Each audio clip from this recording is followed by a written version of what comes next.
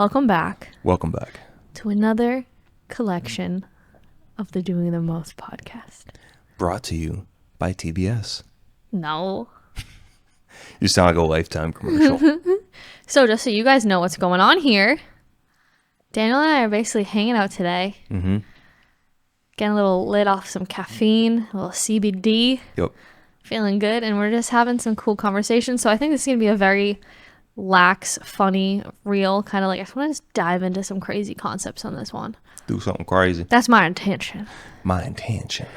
So there's this girl on TikTok, and she's been a big thing on TikTok for a while. She has like 6 million followers, like 6.3. Okay. And I have followed her for a long time because she lives kind of like the van life, which is a life that I've always been kind of inspired by. Okay. And 6 million followers, has like a TikTok boyfriend. Like they both make TikToks together. They break up. She's ruined by it. Oh, no. Yeah, no, and it gets No. worse. Oh, it gets way worse. It gets way worse. I'm hooked. Oh, it gets so much I'm worse. so hooked. So her name's Selah, and she travels and lives in like a van, and it's kind of like the broke traveler nomad style. And I've always kind of felt for her because her parents are dead, and just the way like she has dealt with the breakup, it was very it's just clear she's very sad and anxious at times. Like I can just like literally feel that like through the screen sometimes. And so she has this breakup with her boyfriend Theo or something like that, and she is clearly like heartbroken by it, like distraught by it, like posting about it. And when I see people posting like that on TikTok, I always feel for them because it's clear they're in a very sad space. And it's just clear to me when people are stuck in the victim, how painful that is when they're stuck in the victim mindset. And so she's been living this life, bus life, whatever. She gets canceled. What? AF. Because What? Because this other creator, who is a smaller creator, was at like 250, 300,000 followers. Her name's Meep, M-E-E-P, puts out this video, and she's like cutting this fish, she's cooking this fish. And she says, have I ever told you the story of the time I hung out with the influencer who lives in a bus, and she actually schmalted me? What? Yeah. Yes. And she tells this whole story of how she went to this bus community. Is it a bus or a van? It's a van. Okay. It might be a bus. Type beat. She went to this van community, and they were doing all sorts of things, substances. And Selah, the girl who lives in the bus, asked her if she could do something. Meep, the redhead, said no. And she did it anyway. And then all this creepy stuff about the van life came out. And like how there's like threesomes and all this crazy stuff going on, and how they had fans of Selah, fans of Selah would come excited to hang out with her, and they're like 18 years old. So like 18-year-old fans would come hang out with Selah and her boyfriend. And apparently Selah would like force them to have threesomes with them and stuff. I don't know. So all this stuff. Right? Crazy. And I bring it up not from a drama standpoint, but because I've been analyzing and watching it from so many different standpoints. Because you have this girl who did some probably really awful things to people, because now like other people are coming out and sharing their stories. And so all of this has been coming out. In that video of the girl cutting the fish, telling her story, has 20 million views. Damn. 20 million. And all of TikTok's just talking about it, and Selah's comments are crazy. And Selah comes out and says, it obviously, like, it's not true, like, whatever. People are making up stories for their following, and this, that, and the other thing, kind of. And this girl say, like, it's clear she needs help. It's clear she needs help. So that's all the info on the story. But I kind of thought it'd be cool to, like, digest with you kind of just like what goes on in the internet, because you have someone who does something wrong and awful, right? And then the internet is wrong and awful to that person for doing something wrong and awful, kind of like times a million. Well, I mean, we don't need a trauma compare here, but The first thing that comes up for me is it's interesting how you're saying, oh, you're kind of, you like the van life or whatever, it, attracts you. Yeah. Look what's going down there. So it's important it's important to remember to not put anything on a pedestal. Yeah. Put van life and the community on a pedestal. Oh, they're sexually assaulting people and being all weird over there. Right. So just it goes to show you can never put anything too high on a pedestal. Person, idea, lifestyle. Can never glorify anything too much because you have these people, what it seems like, putting their whole life on social media, but clearly not at the same time. Right. And so there's that aspect, but then you have someone too, because since she put so much on about her life on social media, you kind of get a gist of what her story has been. Parents are dead, spends holidays alone, clearly has pain, clearly has trauma, and then goes and does something or some things that then causes pain and trauma.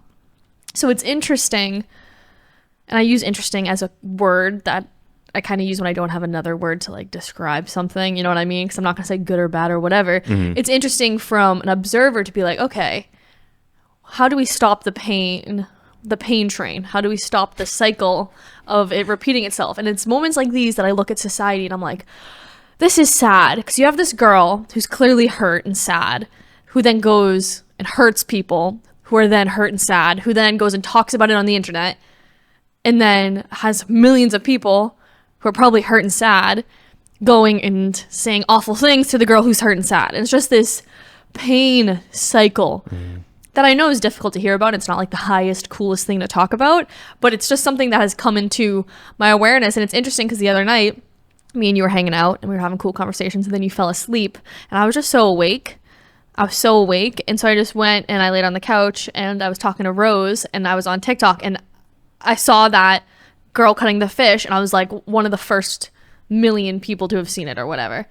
Or like, I don't even think it was at 1 million yet. It was uploaded like 3 hours beforehand. So just to have watched this all unfold now, I just find it, again, interesting. Yeah, I mean, I have a lot to say and nothing to say. Yeah.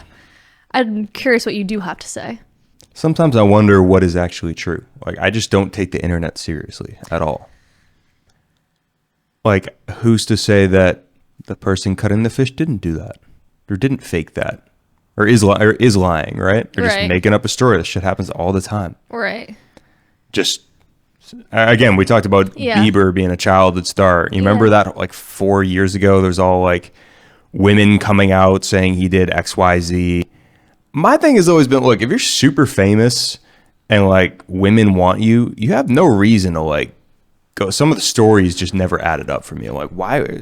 I don't want to bring other guys in, but there's just stories of like super like famous, good looking, successful dudes usually, and women saying, oh, he did. And not to judge, but like women that aren't like stunningly ultra beautiful are being like, oh, XYZ happened. This person did XYZ to me. I'm like, did that actually happen? Because that doesn't really add up. So I'm always on the side of... Of course you are. I'm always on the side of believing the victim. I'm always on the side of people are just going to do what's going to give them money, fame, power. I'm always on the side of believing the victim because I feel like it's a very uncomfortable, painful thing to talk about, but I'm also a questioner.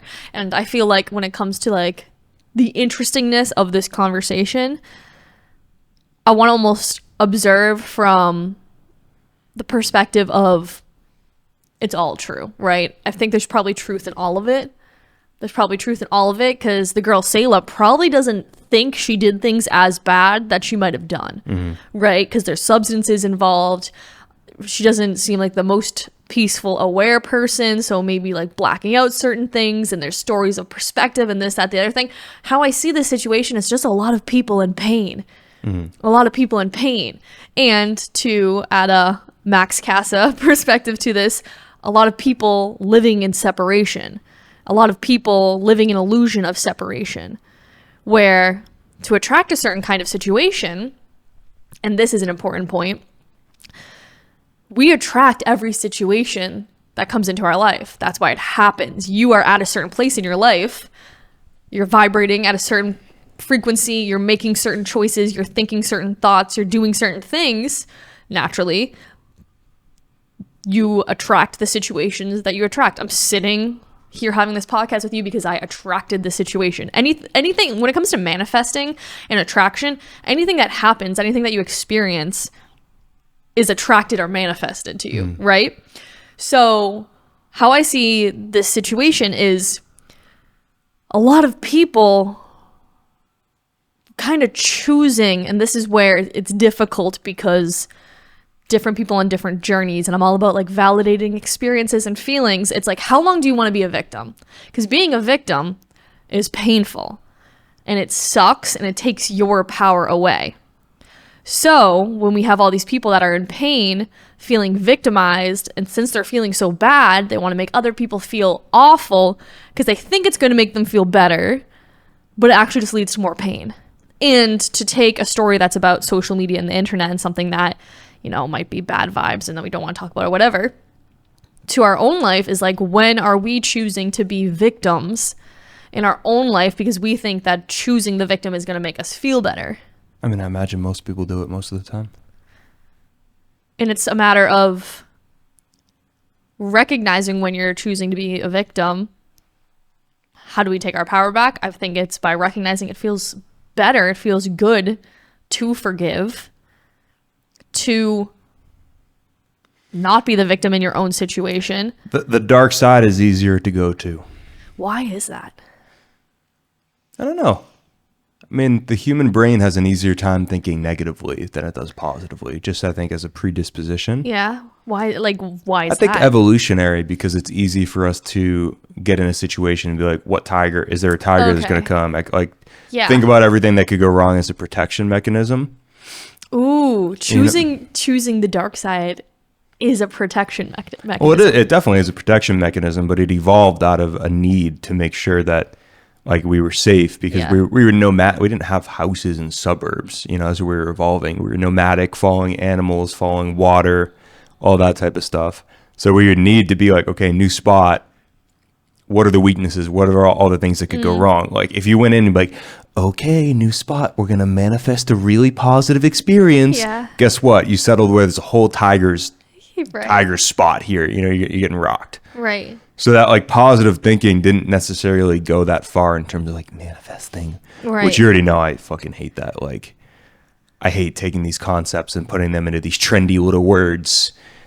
But that just like didn't really work back then. You know what I mean? Because it was more physical and less metaphysical, I think, back then. Yes. So I think our brains evolved to be more critical because of that survival element where we don't necessarily need that.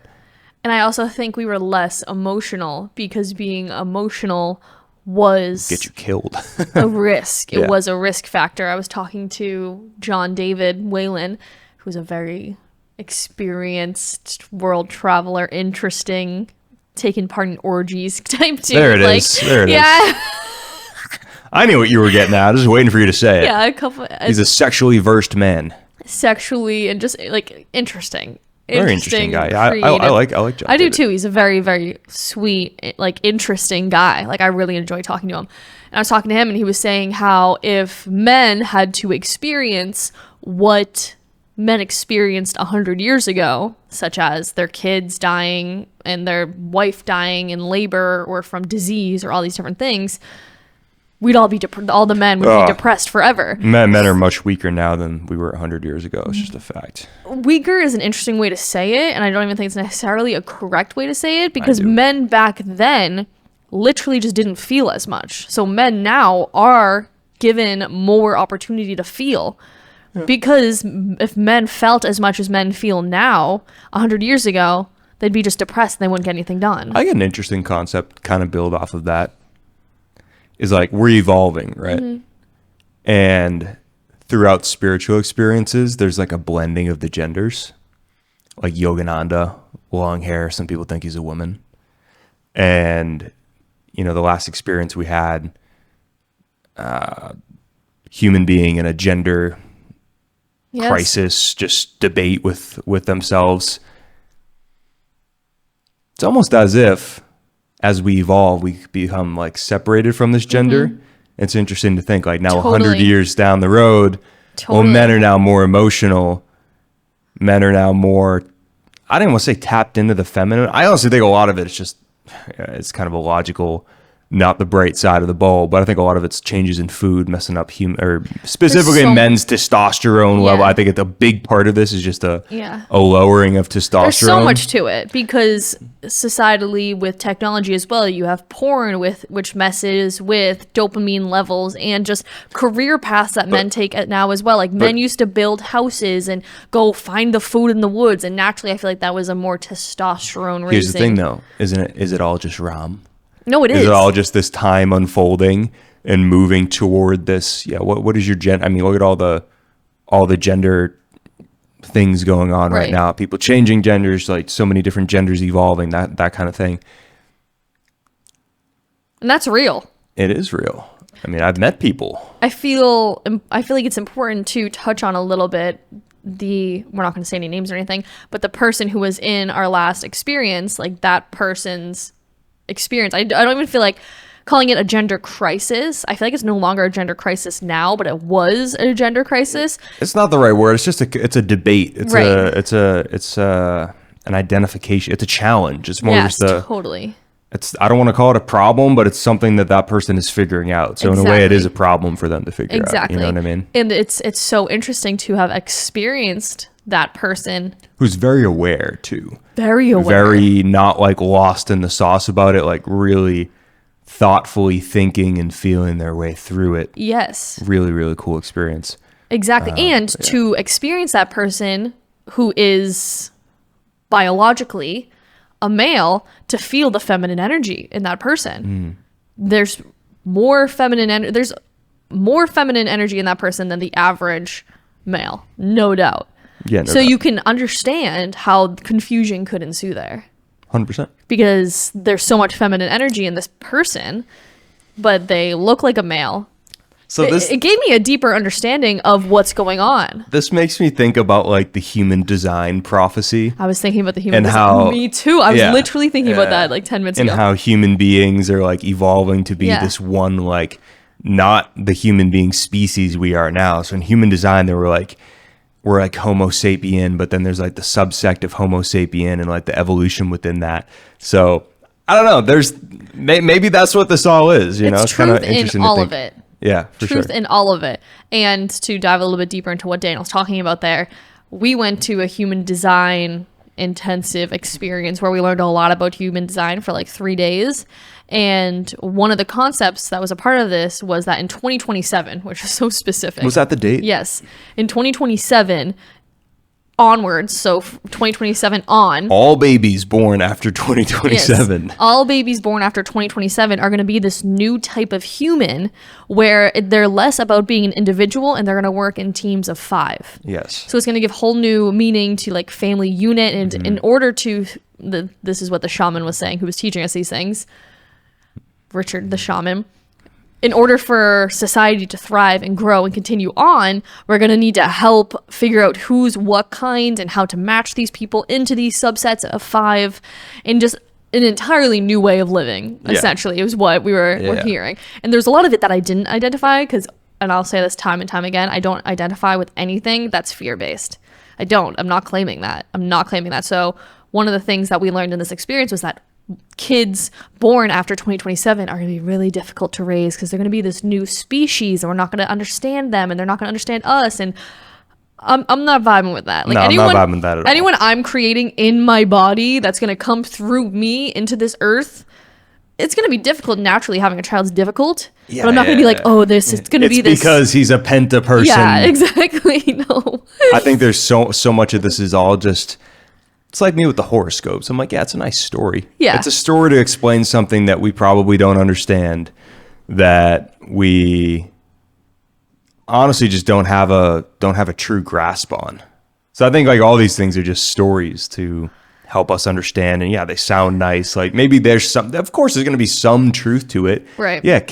I saw a baby in a stroller on a phone the other day. Yeah. Kids are getting raised a little bit differently. You know what I mean? Exactly. And 2027 VR will probably be out and there's going to be kids living in or augmented reality. Right. So VR is already out. So yeah, there's all these changes. Like, Right. is it because 2027 marks the year of the evolution of the Homo sapiens species into the pentapeople? Honestly, probably fucking not. Yeah. Is it a fun story? Sure. And again, to go back to what we were talking about in a podcast we did recently, just trust. Just trust. Because what else is there to do? We can't control what's happening energetically. We can't control what's going to go on with technology. So let's just trust. Because I think it can be really easy, specifically when you're younger, as you're like watching the world change. And like, I remember being a kid and getting really like identified with like certain things going on in politics with like, climate change and the world ending and all of this. And it's just like, what else can we actually do other than just trust? Because I'm not going to sit around and just be afraid, because what's that going to do? Yeah, I mean, fear is paralyzing, you know? What is that going to do? If the world's going to end, you know, if a huge... Remember when my mom thought a huge wave was going to come wipe out the entire East Coast? Yep. She was like, make sure you have gas in your car at all Yep. times. A tsunami. Yeah, your mom was saying a tsunami is going to come and wipe out Boston and the entire... I was like, Julie. Because like... Stop. Because a glacier... Yeah. And listen, it might happen. It could happen. I mean, yeah. it still might happen. Am I going to not sleep through the entire Right. night because I'm worried about the fucking tsunami? Right. No. And how about because a tsunami could come and wipe us all out? How about because of that, We appreciate today. we just enjoy life a little bit more? Because the fact that we're going to die is something that is valuable. It adds the contrast. If we were just immortal. Immortal. Like the Lord Voldemort. He's immortal. With the Horcruxes in place, yes. Are we going to get deeper into the Horcruxes? They are pieces of his soul that he put into inanimate objects. So if he dies, his people can bring him back through that inanimate object. Are we going to go deeper into that? Because I feel like that was just a very briefly touched on. These were so elaborated on in the Obviously. books. And they just kind of skip past the movies. But if we were immortal, we'd be very bored here on this physical plane. It would be like if We are immortal, though. Well, I mean, we can argue our souls are immortal, but if you've ever played a video game and you can't die, like imagine playing Super Mario and just no one could hurt you. It'd be so boring. You'd be like, why am I even playing this game? Exactly. There's no challenge to it. And that's the beautiful thing about life, is that we aren't immortal, but a part of us is. Right. So it's this beautiful paradox of we get to come play the game and we get to be Super Mario running around trying not to get eaten by the ghosts or the rats or whatever it is. But then we die, and guess what? You're like, oh damn. just All right. reset your lives. Cool. That's like what we're doing. Yeah, in a way. In a way. So I just swapped the cameras out here, and as I was swapping out the cameras, you said to me, oh, I'm glad we're not talking about that van girl and TikTok stuff anymore. That was a dark I'm start. not. What did I do? Now I just brought it back into the world. Fuck!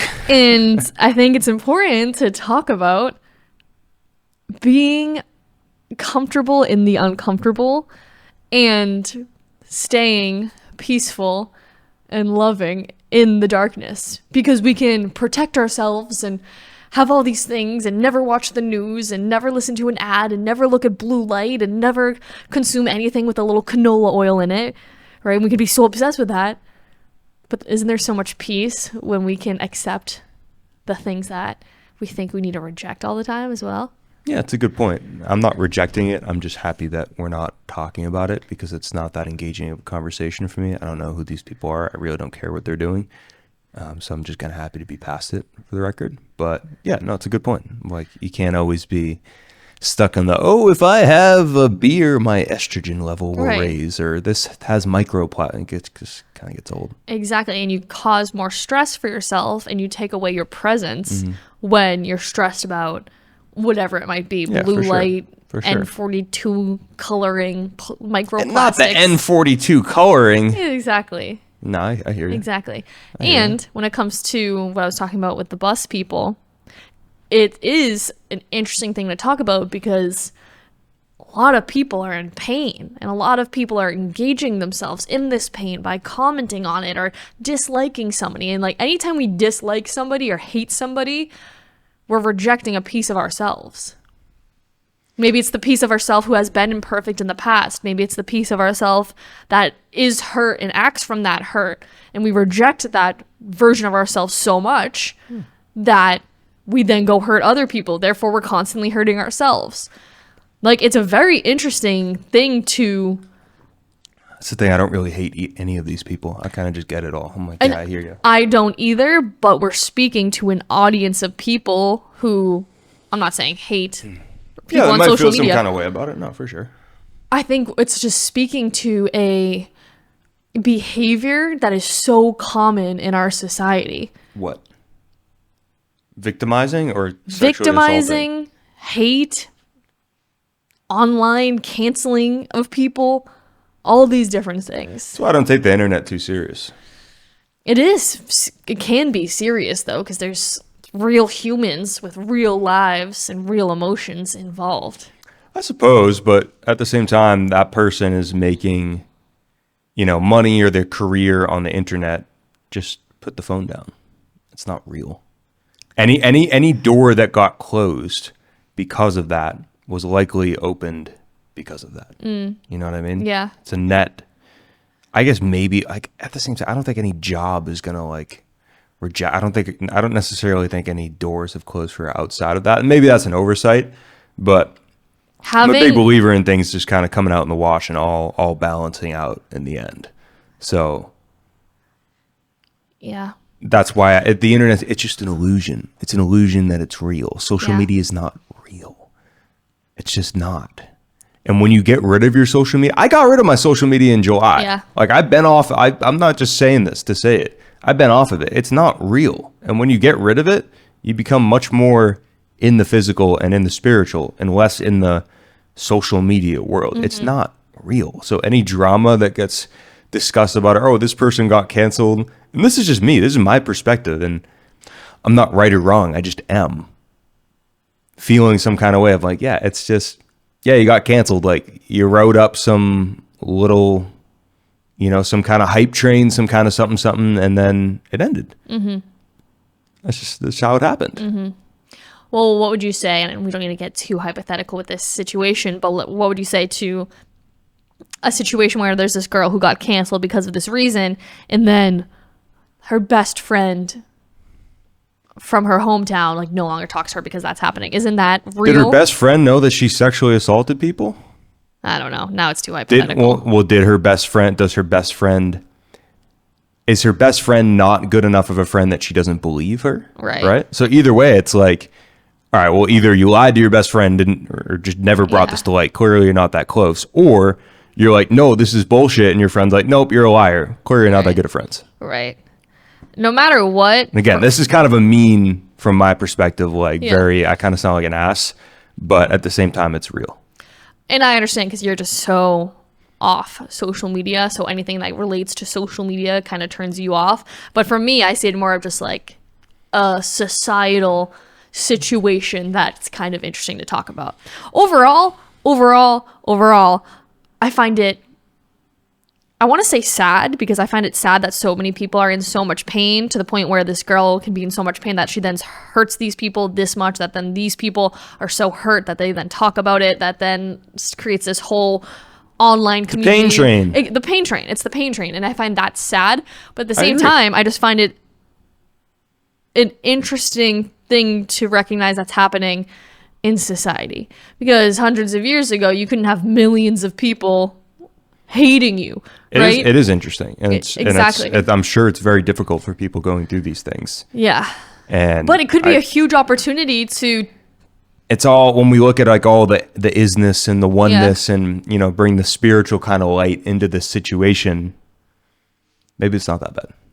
And it's like, you think about the quote of a bad day for the ego is a great day for the soul. And I told my dad that quote once because when he was talking to me about what I shouldn't be posting on social media, he was talking about how I should be aware of what people say of me and whatever. And he was like, he literally asked me, he was like, do you care what people think? Like, thinking I would say yes, he's like, do you care what, you want people to think highly of you? Like, again, thinking I would say yes. And I'd be like, my ego does. And I believe that a bad day for the ego, people not liking me or saying certain things about me, was a good day for the soul. He's like, yeah, I don't know who came up with that fucking quote. But I think there's truth to it. Oh, there's so much truth to it. I mean, anyone who... I'm not even going to get into your dad's specific life situations where that probably applies to him. Right. But if you really think about that quote, think about a time where you had maybe a bad day. Yeah. You know, I think, at least for me, the lessons in there's always some kind of lesson or greater good that comes out the other side. Yeah, for something that comes up for me that was like a small one. I see it as small now, but when I was a kid, it was the biggest thing ever. My freshman year of high school, I did my first solo and I ran off stage during the dance. And I literally used to wake up in the middle of the night, like for months and months after, just mortified that happened. But now that I look back on it, I realize that it taught me so much. Like, it taught me resilience. It taught me the beauty of being vulnerable and just understanding that sometimes you're going to fall down and you're going to embarrass yourself. Yeah, I mean, even if it's not like an embarrassing thing, like to go back to your dad, the bar with COVID. Right. You think that didn't hurt his ego a little bit? Right. But I remember that time when he became, you know... Became like a beast during that time. We were talking about this yesterday. Yeah, he had like the Viking thing around his neck. Yeah. And he just kind of became more... I don't know. I didn't know him that well before, so it's like hard. But like I know I lived your perception. Yeah. You know, I lived through your perception and my own perception. He just kind of became like more zen, like a little more wise, it seems like, after that. So getting kicked down can be a great opportunity to develop stronger parts of yourself. 100%. Like, how much can you really love yourself? How much can you love yourself even when you're down?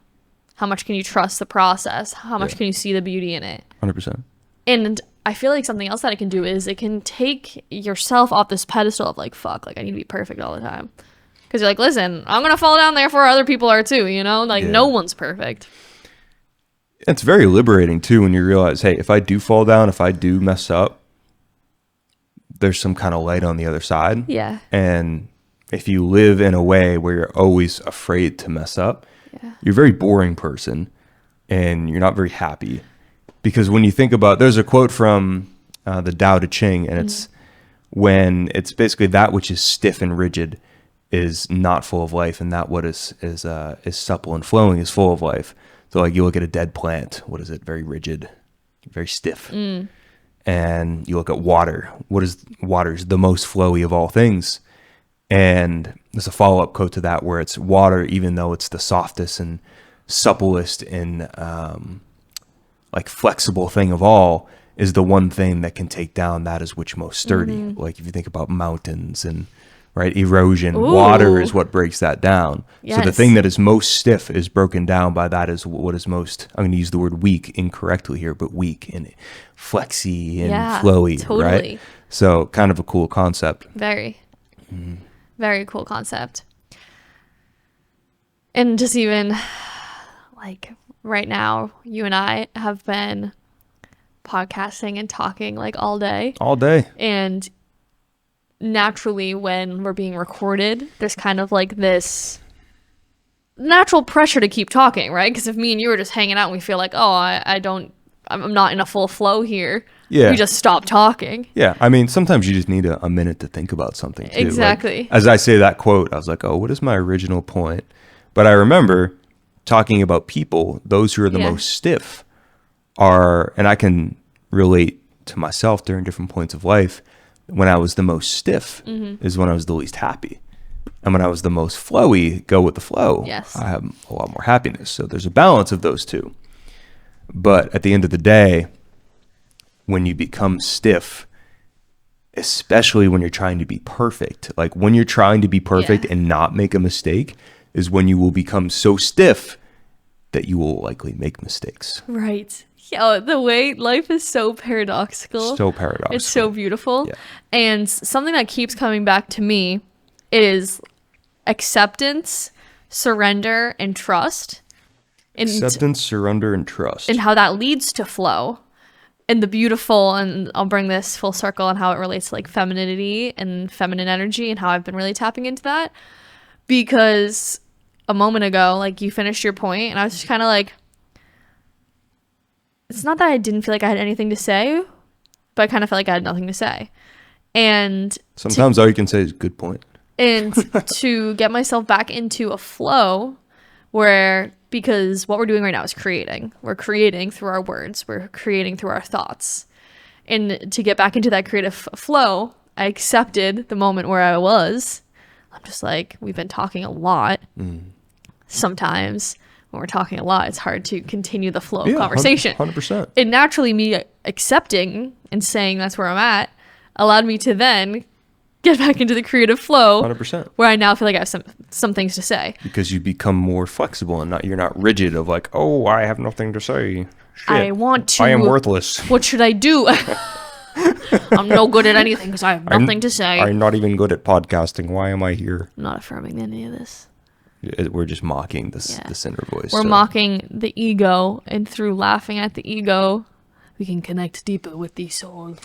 And we become more liquid. Yes. And so right now, as the podcasters know, as the listeners know, as you know, we've been talking about this the past couple episodes, I'm in a space where I don't know entirely what my career path is right now. I'm kind of restarting a new business. I'm getting content going back again and reemerging into social media kind of full force, which is always an interesting mental I don't want to say battle, but it's a battle. You to go back into social media, to post on social media, you have to battle proof yourself going into it. And I feel like most spiritual people or aware people like don't like social media, but it's also this great opportunity to put yourself out there and therefore attract like-minded people and opportunities, and also share important messages. So like I'm in this place with social media where I totally see the benefit of it and what could happen, and I love the creative aspect, but I'm also aware that when I spend too much time on it, I don't feel good. And I watched a video of Emma Chamberlain talking about how, and she's the big YouTuber. I watched this video of Emma Chamberlain talking about how she deleted TikTok because she doesn't believe that you can have TikTok and use it in a healthy way. And in a lot of senses, I agree. And the point where I'm always coming back to is being the creator, not the consumer. Because it's once you start to consume it, even if you think you're just spending 30 minutes scrolling mindlessly, you are taking all that information into your subconscious. In fact, you're in such a state where you're so open because you're at that kind of numb, just scrolling state. So manipulatable. It's so, because you're not at the driver's seat necessarily. You're just chilling, laying down. It's like being in a meditative state and mentally reprogramming yourself. You're chilling, you're relaxing, and you're just scrolling, and you're just taking all that information into, and that's why me knowing about this Selah situation, right?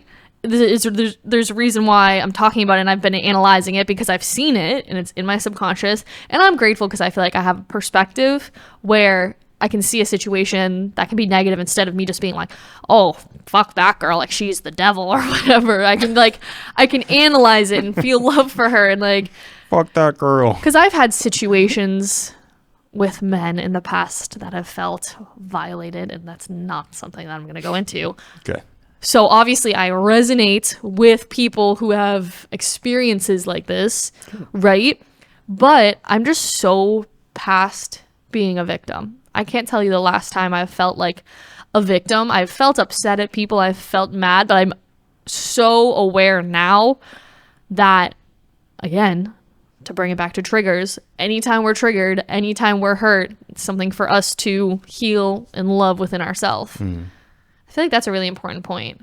Yeah, Vishen Lakhiani talks about being unfuckwithable. Unfuckwittable. I haven't tapped into him in a long time.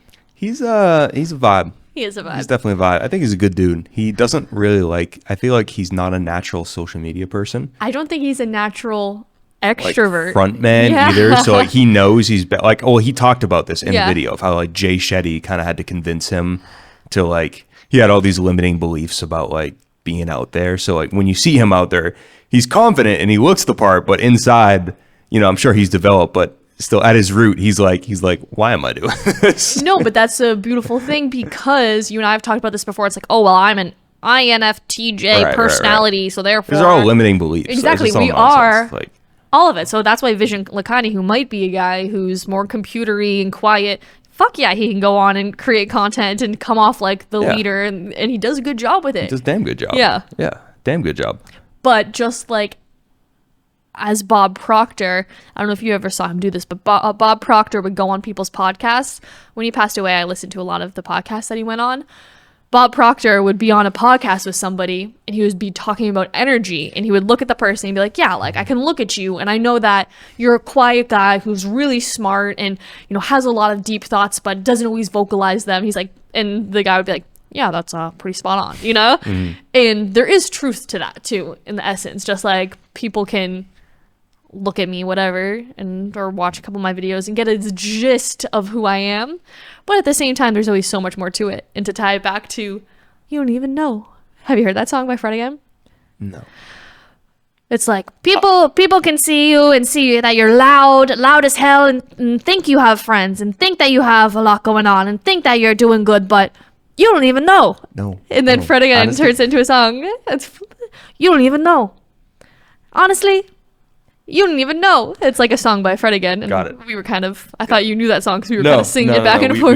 We just made it from the memes that exist within our life. Exactly. So humans, there's so much to it, and just something I enjoy is not having all the answers. I remember being in Costa Rica doing a mushroom ceremony with a moon dancer woman named Ayama, and we were talking hard drugs.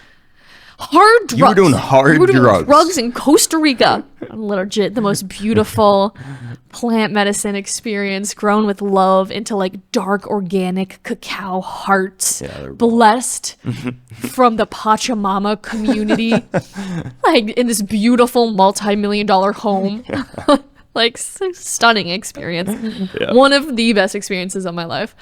I'm sitting there with her, and we're just talking, and one of the things she said was, she's like, but you know what, like, I don't know. And it's, what did she say exactly? She was like, I don't have the answers. And she goes, and I wouldn't want to know. I don't want to know. Like, I don't want to know everything. And I just found so much peace in that. Like, and that's where, because we talk about remembering, we talk about ayahuasca and the remembering and the oneness. And I remember coming back from it, I'm like, it's kind of fun. I'm still having fun in the not always knowing, because I believe we have been to the all-knowing, and we're like, yeah, let's go forget again. You know? Life is a journey, man. It is. That's why we're here. For the journey. You want to watch the Squid Games finale with me? I kind of want to watch some Harry Potter, but that works too. We can play some rock, paper, scissors and see. I'm not even sure the Squid Games finale's out yet. We can find out. Let's go find out. All right, I love you. Love you too. Thank you guys for listening. Okay, bye.